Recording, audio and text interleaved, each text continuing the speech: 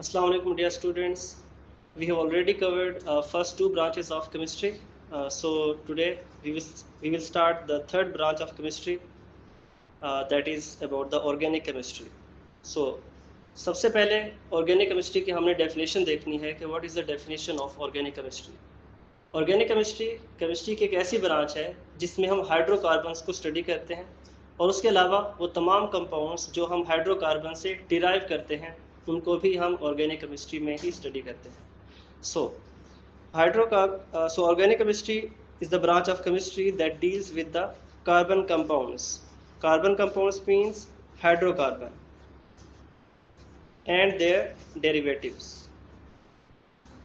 So hydrocarbons क्या होते हैं? ऐसे कंपाउंड जिसमें दो तरह के एलिमेंट्स हों, हाइड्रोजन प्रेजेंट हो और कार्बन प्रेजेंट हो। तो इस तरह के एलिमेंट्स को, इस तरह के कंपाउंड्स को हम हाइड्रोकार्बन्स बोलते हैं। सो ऑर्गेनिक केमिस्ट्री में बेसिकली हम हाइड्रोकार्बन्स और उनसे जितने भी कंपाउंड डिराइव करते हैं उनको हम स्टडी करते हैं, other than its simple salts like carbonates. So अगर हम देखें कार्बोनेट्स को तो इसका फार्मूला है हमारे पास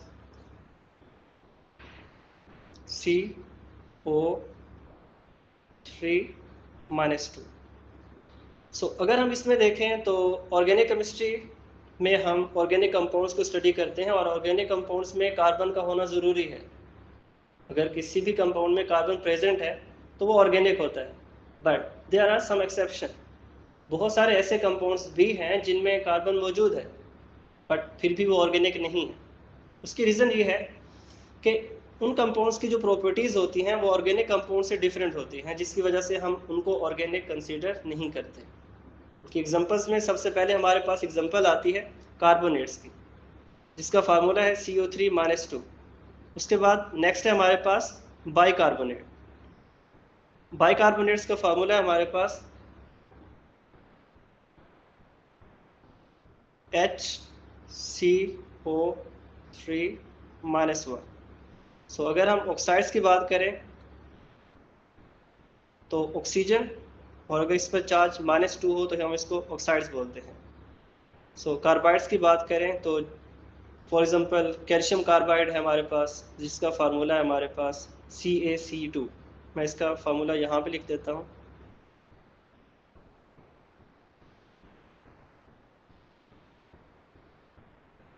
सो कैल्शियम कार्बाइड अगर हम इसको देखें तो इसमें कार्बन ज़ाहरी तौर पे हमें नज़र आ रहा है, जिसकी वजह से हम समझते हैं कि ये ऑर्गेनिक होगा, but this is not organic because its properties are entirely different from those of organic compounds.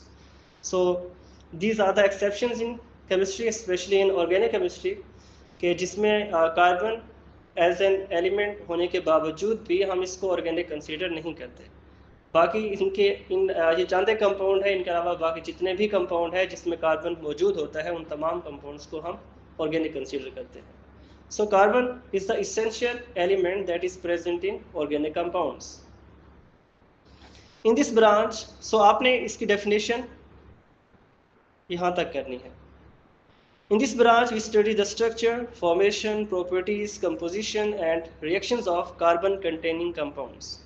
I mean, हम ऑर्गेनिक केमिस्ट्री में ऑर्गेनिक कंपाउंड की स्ट्रक्चर के बारे में स्टडी करते हैं, formation, their properties, their composition, and what type of reactions they give. These all are studied in organic chemistry. Organic compounds are found in all forms of life. ये हमारी ज़िंदगी की तमाम अक़साम में पाई जाती है। ऑर्गेनिक कंपाउंड्स जो है ऐसे कंपाउंड्स होते हैं जो हम लिविंग थिंग से रिलेटेड होते हैं। फॉर एग्जांपल कार्बोहाइड्रेट्स हो गया हमारे पास, लिपिड्स, प्रोटीन्स वगैरह हो गए, तो ये सारे भी ऑर्गेनिक कंपाउंड हैं and are also essential for life. और ऑर्गेनिक कंपाउंड जो है ये हमारी ज़िंदगी के लिए बहुत ही ज़्यादा नेसेसरी होते हैं, ज़रूरी होते हैं, इसेंशियल होते हैं हमारे पास। सो नेक्स्ट है हमारे पास इन्वायरमेंटल केमिस्ट्री। इन्वायरमेंटल केमिस्ट्री की एक ऐसी ब्रांच है जिसमें हम इन्वायरमेंट से रिलेटेड चीज़ों को स्टडी करते हैं।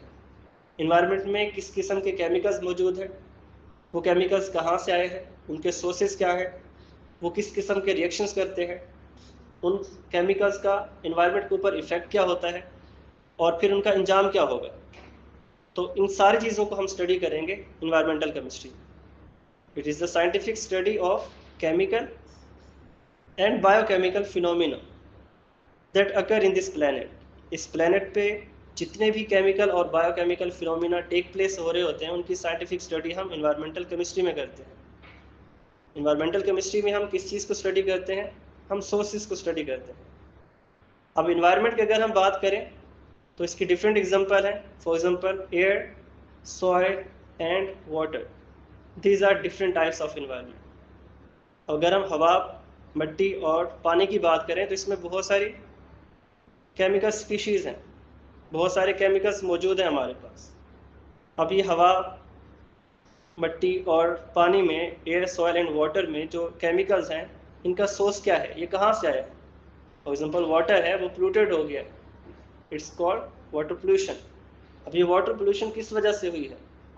जिस वजह से वाटर पोल्यूशन हुई है वो केमिकल्स कहाँ से आए थे, उनका सोर्स क्या था? जब वो वाटर में आ गए तो उन्होंने किस किस्म के रिएक्शंस किए, उनका अब इफेक्ट क्या होगा उस वाटर के ऊपर, और फिर इसका अंजाम क्या होगा? अगर हम इस पोल्यूटेड वाटर को ड्रिंक करेंगे या उससे खाना बनाएंगे तो फिर उसका क्या अंजाम क्या होगा? What is the fates of these chemicals on our body? So हम इन सारी चीज़ों को स्टडी करते हैं इन्वायरमेंटल केमिस्ट्री में। ये केमिकल्स एयर में प्रेजेंट होंगे तो हम इसको एयर पोल्यूशन बोलेंगे। अगर ये टॉक्सिक केमिकल्स सॉइल में मौजूद होंगे तो हम इसको सॉइल पोल्यूशन बोलेंगे। अगर ये वाटर में प्रेजेंट है तो हम इसको वाटर पोल्यूशन बोलेंगे। सो यहाँ तक आपने इसकी डेफिनेशन करनी है। You can start from here, you can start from this point. So without this it would be impossible, ये नामुमकिन होगा, to study the effect that humans have on the environment. इसके बगैर ये बहुत ही ज़्यादा मुश्किल है, ये नामुमकिन है कि इस इन्वायरमेंट के ऊपर इंसान का क्या इफ़ेक्ट है through the release of chemicals. हमारा इन्वायरमेंट पोल्यूटेड हो रहा है ड्यू टू ह्यूमन एक्टिविटीज़। बहुत सारी ह्यूमन एक्टिविटीज़ हैं जिसकी वजह से केमिकल्स इन्वायरमेंट में रिलीज़ कर जाते हैं और वो हमारे इन्वायरमेंट को पोल्यूट कर देते हैं, जिसकी वजह से डिफरेंट टाइप्स की एयर पोल्यूशन एग्जिस्ट करती है, जिसमें एयर पोल्यूशन है, सॉइल पोल्यूशन है, हमारे पास वाटर पोल्यूशन है, और भी डिफरेंट टाइप की पोल्यूशन है जिसमें ह्यूमन एक्टिविटीज़ जो हैं वो इन्वॉल्व हैं। Environmental chemistry helps in understanding the causes, effects and solutions of different types of pollution. Environmental chemistry हमारी हेल्प करती है कि पोल्यूशन के कॉजेज़ क्या है, किसी भी किस्म की पोल्यूशन है वो किस वजह से हो रही है, उस पोल्यूशन का हमारे इन्वायरमेंट के ऊपर क्या इफ़ेक्ट है। अगर इसकी वजह से फॉर एग्जांपल डिजीज़ेज़ हो रही हैं तो हम उस डिजीज़ेज़ को क्योर कैसे कर सकते हैं, हम उससे कैसे छुटकारा हासिल कर सकते हैं, उसको हम ओवरकम कैसे कर सकते हैं, इसका क्या सलूशन हो सकता है।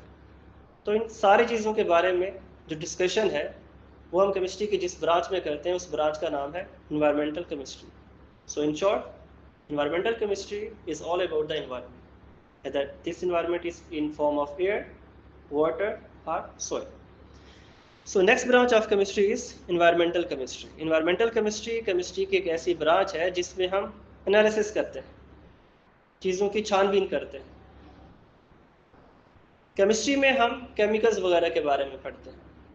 So this branch of chemistry deals with the analysis. इसमें हम क्या करते हैं? एनालिसिस करते हैं। किस चीज़ के एनालिसिस करते हैं? डिफरेंट सब्सटेंसेस, डिफरेंट हमारे पास सब्सटेंसेस हैं, उनकी एनालिसिस की जाती है। सब्सटेंसेस क्या होते हैं? The pure form of matter is called substances. अब ये सब्सटेंस जो है ये हमारे पास मिल्क हो सकता है, हम एज अ सैंपल मिल्क ले सकते हैं, हम उसकी एनालिसिस कर सकते हैं और देख सकते हैं कि मिल्क के अंदर इम्प्यूरिटीज़ कितनी मिकदार में मौजूद है, उनकी कंसनट्रेशन को हम सेपरेट कर सकते हैं। हम मिल्क में मौजूद इम्प्यूरिटीज़ की कंसनट्रेशन को आइडेंटिफाई कर सकते हैं, इतनी ज़्यादा मिकदार में मौजूद है हम उसको भी डिटरमाइन कर सकते हैं। This is one example of a sample. आप सैंपल के तौर पर ब्लड भी ले सकते हैं, वाटर भी ले सकते हैं और आप उसकी क्वालिटीज़ को चेक कर सकते हैं, मॉनिटर कर सकते हैं कि उसमें कितनी इम्प्यूरिटीज़ हैं और वो चीज़ कितनी ज़्यादा प्योर है और उसमें इम्प्यूरिटी कितने % मौजूद है। So this discussion is always studied in analytical chemistry. So इसमें हम क्या करते हैं? सेपरेट करते हैं, आइडेंटिफाई करते हैं एंड डिटरमिन करते हैं किस चीज़ को, concentration of components present in material thing. हम मटेरियल थिंग्स हम एज अ सैंपल कोई भी चीज़ अगर लेते हैं तो उसमें उन कंपोनेंट्स की को ना सिर्फ हम सेपरेट कर सकते हैं बल्कि हम उनको आइडेंटिफाई भी कर सकते हैं और हम उस सैंपल की कंसंट्रेशन को डिटरमिन भी कर सकते हैं। सो आपने इसकी डेफिनेशन यहाँ तक कर लेंगे। Dear students, nowadays the field of analytical chemistry, अगर हम आजकल बात करें एनालिटिकल केमिस्ट्री के फील्ड की तो इसमें मॉडर्न इंस्ट्रूमेंट्स को यूज़ किया जाता है किसी भी सैंपल को एनालाइज करने के लिए। हमारे पास मैटर चाहे सॉलिड फॉर्म में है, लिक्विड फॉर्म में है या फिर गैस की फॉर्म में है, हम उसको एनालाइज करने के लिए आजकल जो एनालिटिकल केमिस्ट्री है इसमें बहुत ही advanced, modern and sophisticated instruments का इस्तेमाल किया जाता है। सो नेक्स्ट ब्रांच है केमिस्ट्री की, दैट इज बायोकेमिस्ट्री। अगर हम बायो की बात करें तो बायो का मतलब है लाइफ, और लाइफ कौन से ऑर्गेनिजम्स में होती है? डेफिनेटली लिविंग ऑर्गेनिज्म में होती है। सो बायो का क्या मतलब है? लाइफ। और अगर हम केमिस्ट्री की बात करें तो केमिस्ट्री में हम केमिकल्स वगैरह को पढ़ते हैं।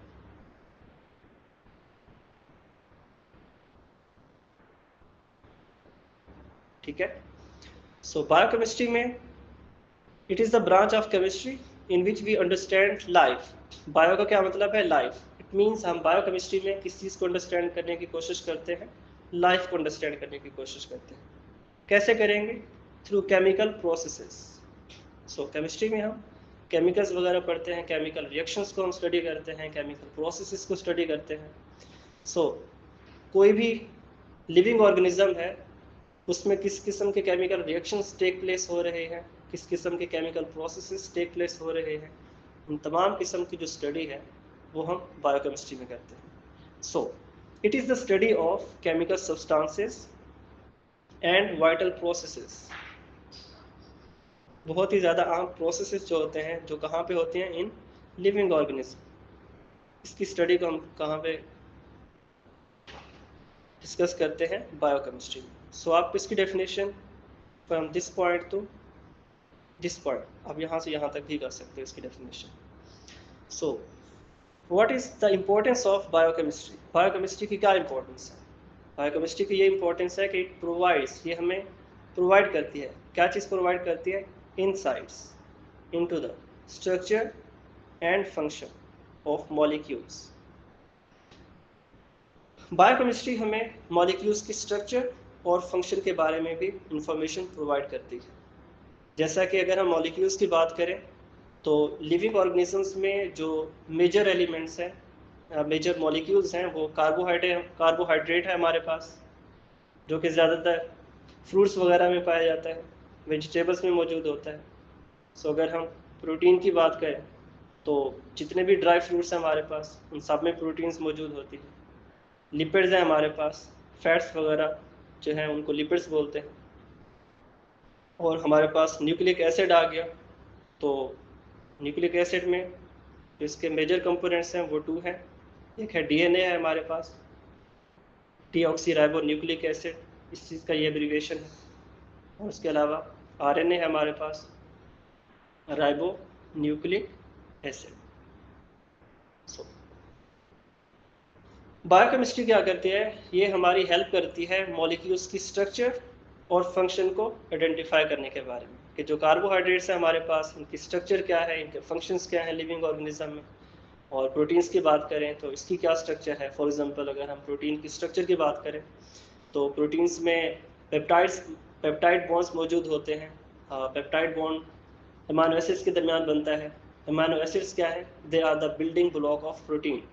बहुत सारे अमाइनो एसिड्स आपस में कंबाइन होकर प्रोटीन बनाते हैं।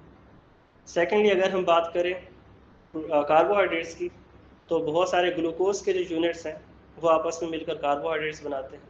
फैटी एसिड्स आपस में मिलकर लिपिड्स वगैरह बनाते हैं। डीएनए और आरएनए आपस में मिलकर न्यूक्लिक एसिड्स बनाते हैं। सो बायोकेमिस्ट्री में हम मॉलिक्यूल्स की स्ट्रक्चर और फंक्शन के बारे में स्टडी करते हैं। और ये सारी जो इंफॉर्मेशन है हमारे पास इन सारे मॉलिक्यूल्स की, वो हमें केमिस्ट्री की जिस ब्रांच में मिलती हैं उसको हम बायोकेमिस्ट्री बोलते हैं। सो अगर आपसे शॉर्ट क्वेश्चन पूछा जाता है what is the scope of biochemistry, तो फिर आपने ये लिख देना है। इससे हमें बहुत सारे मॉलिक्यूल्स की स्ट्रक्चर और फंक्शन को आइडेंटिफाई करने में, उसके बारे में हमें बहुत सारी इन्फॉर्मेशन जो है वो बायोकेमिस्ट्री से मिलती है। आगे फिर आपने एग्जांपल दे देनी है like carbohydrates, proteins etcetera. So seventh branch of chemistry is nuclear chemistry. Nuclear chemistry में हम क्या पढ़ेंगे, वर्ड तो अगर हम देखें न्यूक्लियर को, तो ये जिस वर्ड से निकला है वो है न्यूक्लियस।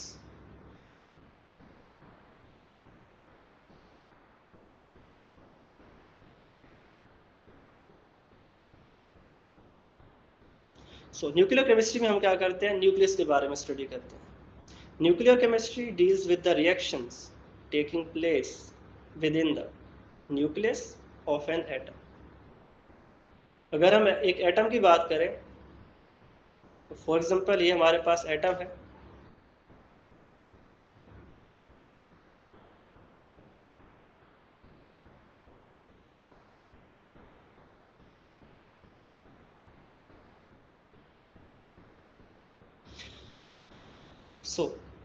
इस एटम की अगर हम बात करें तो जो एटम का सेंट्रल पार्ट है उसको हम न्यूक्लियस बोलते हैं। This is the central part of nucleus, this is the central part of atom, that is called nucleus.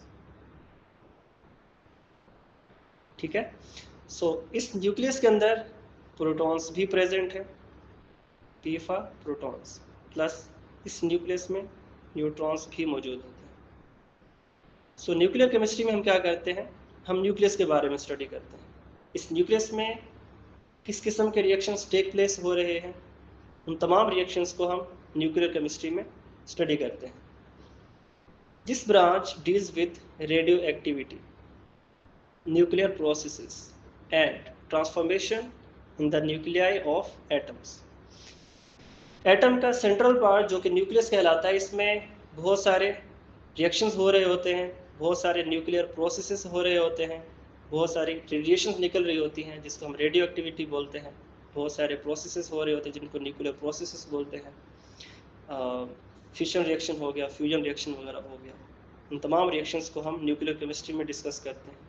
And transformation in the nuclei of atoms, और एटम का जो न्यूक्लियाई है तो उसमें किस किस्म की चेंजेस आ रही होती हैं। जब रिएक्शंस ज़ाहिर हो रहे होते हैं न्यूक्लियस के अंदर तो उसमें बहुत सारी चेंजेस आ रही होती हैं। तो तमाम किस्म की जो ट्रांसफॉर्मेशन है न्यूक्लियाई में, तमाम किस्म की जो चेंजेस हैं उनको हम न्यूक्लियर केमिस्ट्री में स्टडी करते हैं। So what are the applications of nuclear chemistry, आपके बोर्ड एग्जाम में ये शॉर्ट क्वेश्चन में पूछा जा सकता है। आपने इसके एप्लीकेशंस बतानी है कि न्यूक्लियर केमिस्ट्री जो है इसको हम यूज़ कर सकते हैं एग्रीकल्चर की फील्ड में, मेडिसिन बनाने के लिए इसका इस्तेमाल किया जा सकता है। इसका स्कोप जो है वो मेडिसिन की फील्ड में भी है, इंडस्ट्री में भी है, और रिसर्च में भी इसका बहुत ज़्यादा स्कोप है। So these are the applications of nuclear chemistry. This is the scope of nuclear chemistry. आपसे ये short question different way में पूछा जा सकता है, what is the importance of nuclear chemistry, what are the uses or applications of nuclear chemistry, what is the scope of nuclear chemistry। तो आपने इसका आंसर यहाँ से यहाँ तक करना है। अगर आपसे डेफिनेशन पूछी जाती है तो आपने स्टार्ट से आपने यहाँ तक करना है। इट मीन्स आपने न्यूक्लियर केमिस्ट्री का ये पूरा पैराग्राफ ही करना है, और ये सारा पैराग्राफ ही इंपॉर्टेंट है। नेक्स्ट केमिस्ट्री की ब्रांच है पॉलीमर केमिस्ट्री। पॉलीमर केमिस्ट्री की एक ऐसी ब्रांच है जिसमें हम पॉलीमर्स के बारे में पढ़ते हैं। अगर हम पॉलीमर्स की बात करें तो पॉलीमर्स किसको बोलते हैं? पॉलीमर्स मैं हमेशा बोलता हूँ बेटा कि जब आपको हेडिंग की समझ आ जाती है ना, तो फिर उस हेडिंग की अगर आपको समझ आ जाती है तो फिर डेफिनेशन को समझना बहुत आसान हो जाता है, फिर आप डेफिनेशन खुद से भी लिख सकते हैं। पॉलीमर की अगर हम बात करें तो हम इस पॉलीमर को दो पार्ट्स में डिवाइड कर सकते हैं। एक है हमारे पास वर्ड पॉली, पॉली का मतलब है मैनी।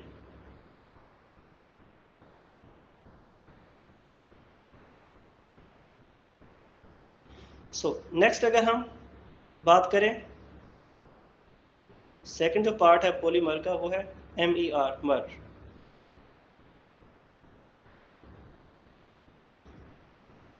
मर्स का क्या मतलब है? मर्स का मतलब है यूनिट्स।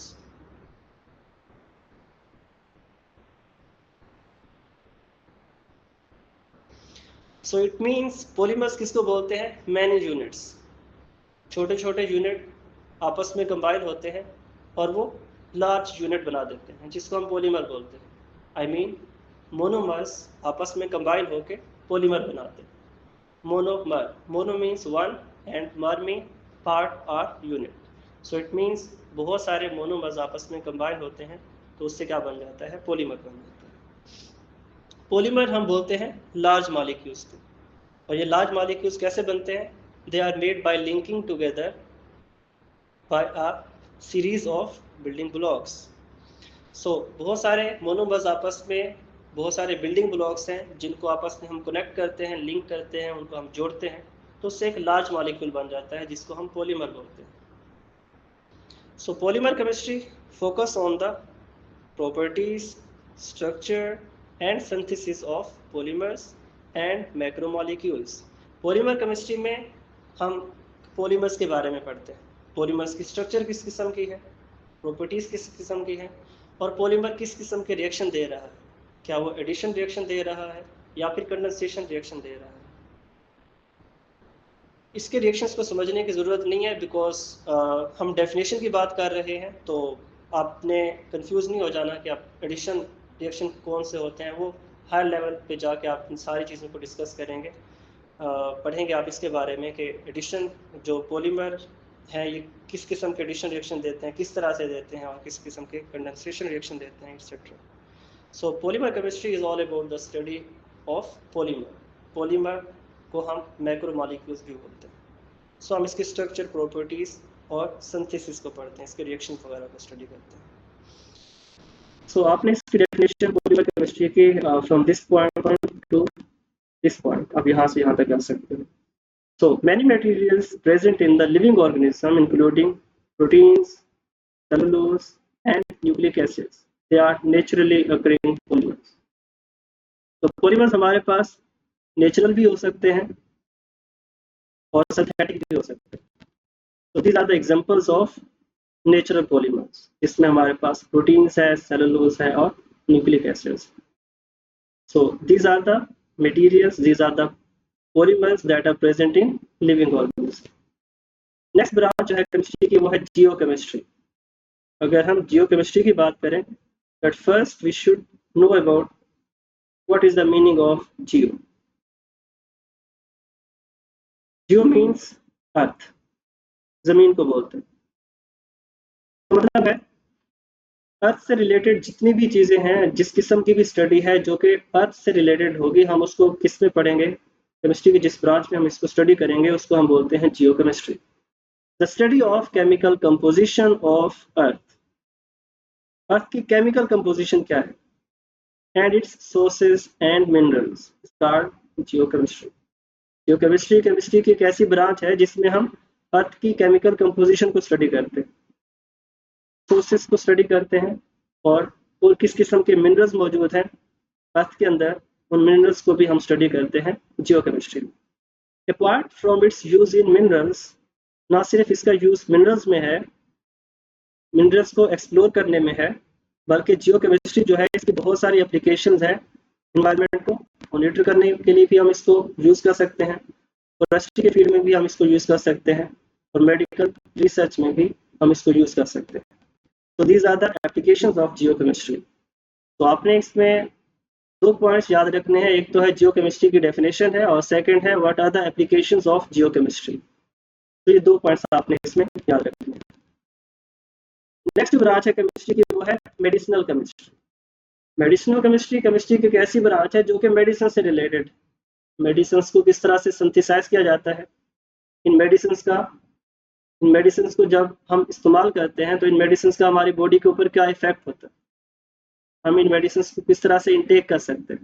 हमारी बॉडी में मेडिसिन आई मीन ड्रग्स जब हम ले रहे होते हैं, हम मेडिसिन खा रहे होते हैं, तो वो हमारी बॉडी में किस तरह से इंटर होती है, डिलीवरी का वे क्या है, उसके अलावा ये हमारी बॉडी में किस तरह से एब्जॉर्ब होती है, और ये हमारी बॉडी में किस तरह से डाइजेस्ट होती है।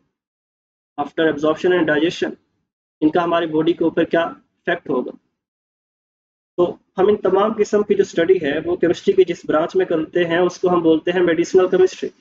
This is the branch of chemistry in which the chemist करता है, क्या करता है, he tries to design medicines or drugs. Medicinal chemistry में केमिस्ट क्या करता है, मेडिसिन को या फिर ड्रग्स को डिजाइन करता है।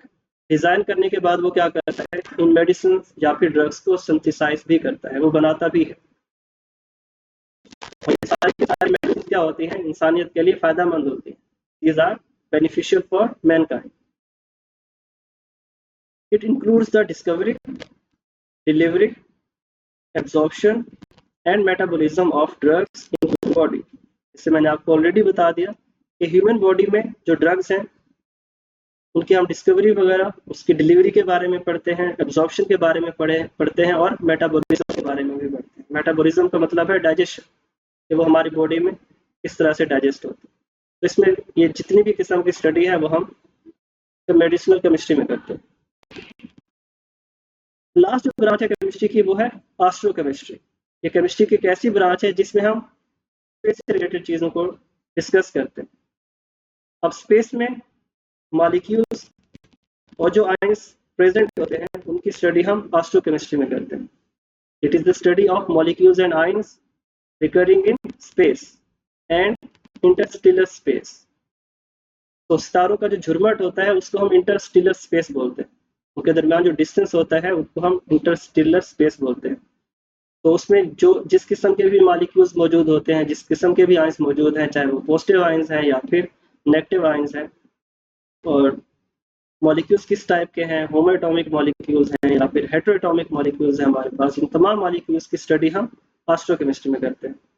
इन this discipline we study the abundance and reactions of atoms, molecules and ions in the universe and interaction of these species with radiation.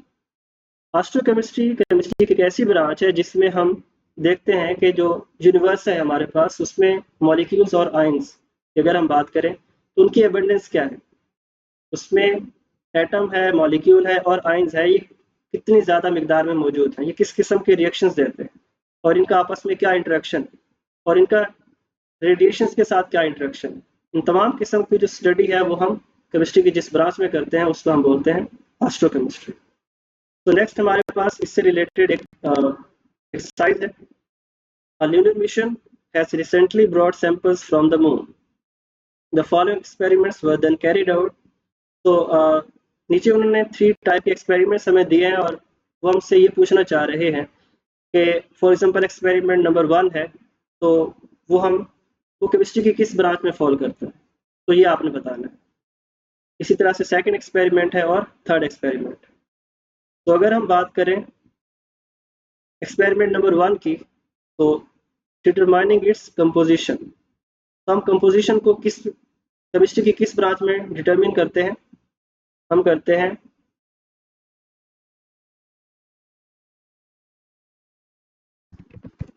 Analytical chemistry. तो हम कंपोजिशन को किस केमिस्ट्री की किस ब्रांच में डिटरमिन करते हैं, analytical chemistry. So analytical chemistry is the right answer here. So experiment number 2 is about the studying the physical properties of materials it contains. तो मटेरियल्स की फिजिकल प्रॉपर्टीज को हम केमिस्ट्री की जिस ब्रांच में स्टडी करते हैं उसको हम बोलते हैं फिजिकल केमिस्ट्री। तो physical chemistry is the right answer here. So last but not the least experiment is about the carrying out chemical reactions with usual inorganic agents. Chemistry की जिस ब्रांच में हम इस किस्म के एक्सपेरिमेंट को स्टडी करते हैं, आपको वर्ड वैसे खुद भी क्लू दे रहा है कि ये केमिस्ट्री की कौन सी ब्रांच हो सकती है, इनऑर्गेनिक केमिस्ट्री।